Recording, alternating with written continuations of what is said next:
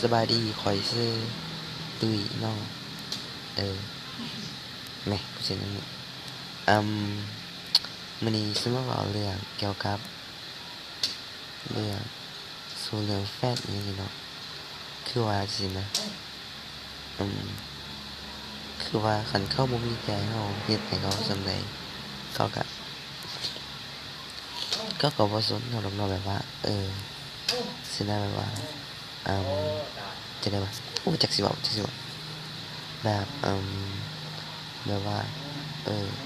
เราน่ะฮักเขาจนว่าจั่งใดตายแต่ว่าเขาก็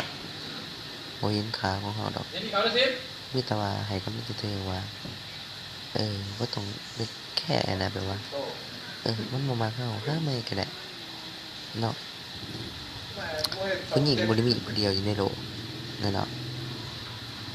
คิดจั่งซั้นก็ดีแหละคันแบบว่าเราไปยึดติดอิหยังกับมันนี่นะเถียงหยังวะคือว่าเราไปยึดติดหยังกับมันหลายนะแบบว่ามันก็ส่ำนั้นแหละ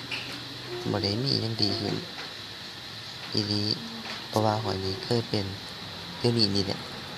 ก็เลยสิตัดใจมาระบายอยู่ในคลิปนี่แล้วก็อย่าลืมเนาะมื้อนี้มาแบบสั้นๆและผู้ใดอยากถามหยังก็สามารถคอมเมนต์ได้อยู่ทางใต้คลิปเนาะหรือว่าทางชาวลาวแล้วก็ชาวไทยหรือว่าต่างชาติหยังก็ได้เนาะ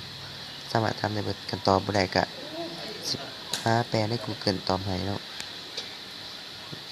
และอย่าลืม Subscribe หรือว่าติดตามช่องข้อยได้เด้อบาย